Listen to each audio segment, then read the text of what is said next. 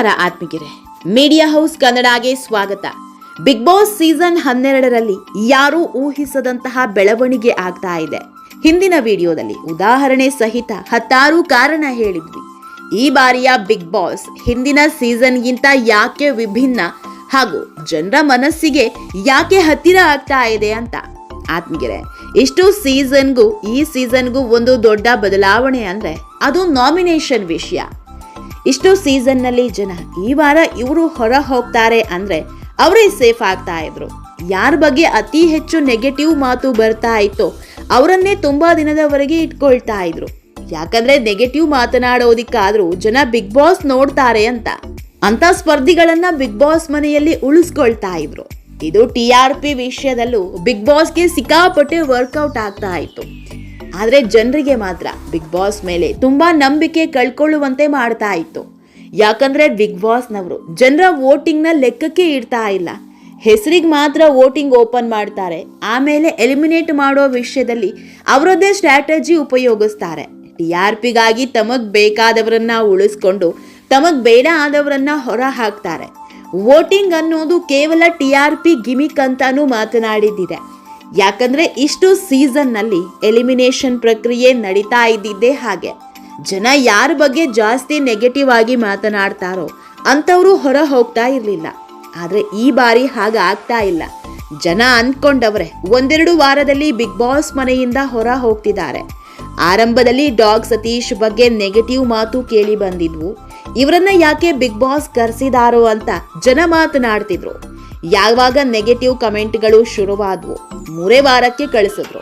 ಆಮೇಲೆ ಚಂದ್ರಪ್ರಭಾ ವಿಷಯದಲ್ಲೂ ಇದೇ ಆಗಿದ್ದು. ಗಿಲ್ಲಿ ಜೊತೆಗೆ ಇಟ್ಕೊಂಡೆ ಗಿಲ್ಲಿ ಬಗ್ಗೆ ಕುತಂತ್ರ ಮಾಡ್ತಿದ್ದಾರೆ. ಈ ವ್ಯಕ್ತಿ ನಂಬಿಕೆಗೆ ಅರ್ಹ ಅಲ್ಲ ಅಂತಾನು ಜನ ಪಟ್ಟ ಕಟ್ಟೋದಕ್ಕೆ ಶುರು ಮಾಡಿದ್ರು. ಅದರಲ್ಲೂ ಕಾಮಿಡಿಯನ್ ಆಗಿದ್ದ ಚಂದ್ರಪ್ರಭಾ ವಿಲನ್ ರೀತಿ ಕಾಣೋದಕ್ಕೆ ಶುರು ಮಾಡಿದ್ರು. ಹೀಗಾಗಿ ಚಂದ್ರಪ್ರಭಾರನ್ನ ಬಿಗ್ ಬಾಸ್ ಮನೆಯಿಂದ ಹೊರ ಕಳಿಸಿದ್ರು. ಆಮೇಲೆ ಸುಧಿ, ಕಾಕ್ರೋಚ್ ಸುಧಿ ಸಿನಿಮಾದಲ್ಲಿ ಮಾತ್ರ ವಿಲನ್, ಬಿಗ್ ಬಾಸ್ ಮನೆಯಲ್ಲಿ ಜೋಕರ್ ಆಗಿ ಹೋಗಿದ್ರು. ಎಲ್ಲದಕ್ಕೂ ಅಶ್ವಿನಿ ಜಾಹ್ನವಿ ಅಂತ ಅವರ ನೆರಳಲ್ಲೇ ಆಟ ಆಡ್ಕೊಂಡಿದ್ರು. ನೋಡೋರ ದೃಷ್ಟಿಯಲ್ಲಿ ತೇಟ್ ಜೋಕರ್ ಆಗಿದ್ರು. ಇವರನ್ನ ಬಿಗ್ ಬಾಸ್ಗೆ ಕರೆಸಿದ್ದೇ ವೇಸ್ಟ್ ಅಂತಾನು ಕಮೆಂಟ್ ಬರ್ತಾ ಇತ್ತು. ಹೀಗಾಗಿ ಸುಧಿ ಔಟ್ ಆದ್ರು.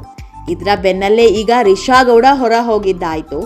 ಈಗ ಜಾಹ್ನವಿ ಬಗ್ಗೆಯೂ 3-4 ವಾರದಿಂದ ಸಿಕ್ಕಾಪಟ್ಟೆ ನೆಗೆಟಿವ್ ಮಾತು ಕೇಳಿ ಬರ್ತಾ ಇತ್ತು. ಅಶ್ವಿನಿ ವಿಷಯದಲ್ಲಿ ಹುಳಿ ಹಿಂಡ್ತಾ ಇರೋದೇ ಜಾಹ್ನವಿ ಸಿಕ್ಕಾಪಟ್ಟೆ ಮೈಂಡ್ ಗೇಮ್ ಆಟ ಆಡ್ತಾ ಇದ್ದಾರೆ. ಇವರು ಇರೋದೇ ವೇಸ್ಟ್ ಅಂತ ಸಾವಿರಾರು ಜನ ಕಮೆಂಟ್ ಮಾಡ್ತಾ ಇದ್ರು.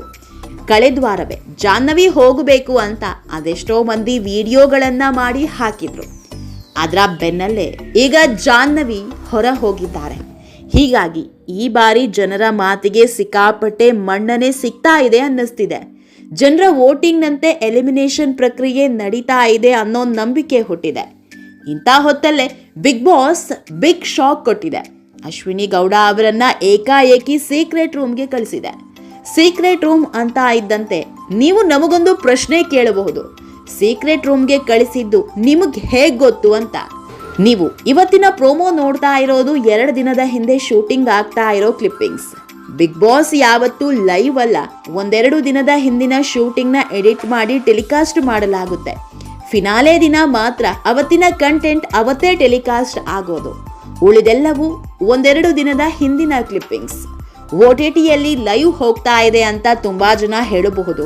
ನೀವೇನಾದ್ರೂ OTTಯಲ್ಲಿ ನಿತ್ಯವೂ ಲೈವ್ ಬಿಗ್ ಬಾಸ್ ನೋಡೋರೇ ಆಗಿದ್ರೆ ಶನಿವಾರ ಭಾನುವಾರ ಮಿಸ್ ಮಾಡದೆ ಒಂದು ವಿಷಯವನ್ನ ಗಮನಿಸಿ.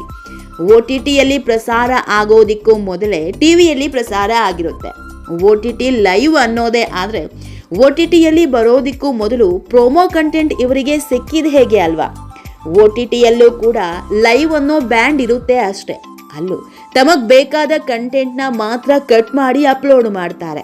ಹೀಗಾಗಿಯೇ ಅಶ್ವಿನಿ ಗೌಡ ಸೀಕ್ರೆಟ್ ರೂಮ್ಗೆ ಹೋಗಿದ್ದು ಯಾರಿಗೂ ಸಿಕ್ಕಿಲ್ಲ. ಆತ್ಮಿಗೆರೆ ಜಾಹ್ನವಿ ಹೊರ ಹೋಗ್ತಾ ಇದ್ದಂತೆ ಅಶ್ವಿನಿ ಸೀಕ್ರೆಟ್ ರೂಮ್ ಸೇರ್ಕೊಂಡಿದ್ದಾರೆ. ಬಿಗ್ ಬಾಸ್ ಶುರುವಾದ ಮೊದಲ ವಾರವೇ ರಕ್ಷಿತಾ ಸೀಕ್ರೆಟ್ ರೂಮ್ ಸೇರ್ಕೊಂಡಿದ್ರು. 1 ವಾರದ ಬಳಿಕ ಬಿಗ್ ಬಾಸ್ ಮನೆಯೊಳಗೆ ಬರ್ತಾ ಇದ್ದಂತೆ ರಣಾಂಗಣವನ್ನೇ ಸೃಷ್ಟಿಸಿದ್ರು. ಈಗ ಅಶ್ವಿನಿ ಒಳಗ್ ಹೋಗಿದ್ದಾರೆ. ಆದ್ರೆ ಬಿಗ್ ಬಾಸ್ ಮನೆಯಲ್ಲಿರೋ ಯಾರಿಗೂ ಈ ವಿಷಯ ಗೊತ್ತಿಲ್ಲ. ಹೀಗಾಗಿ ಅಶ್ವಿನಿ ಹೊರ ಬರ್ತಾ ಇದ್ದಂತೆ ದೊಡ್ಡ ಹಂಗಾಮ ನಡೆಯೋದ್ರಲ್ಲಿ ಅನುಮಾನವೇ ಇಲ್ಲ. ಆತ್ಮೀಯರೇ, ಈ ಬಗ್ಗೆ ನಿಮ್ಮ ಅನಿಸಿಕೆ ಏನು ಅನ್ನೋದನ್ನ ಕಮೆಂಟ್ ಮೂಲಕ ನಮಗೆ ತಿಳಿಸಿ. ನಮ್ಮ ಚಾನೆಲ್ನ ಸಬ್ಸ್ಕ್ರೈಬ್ ಮಾಡೋದನ್ನ ಮರಿಬೇಡಿ.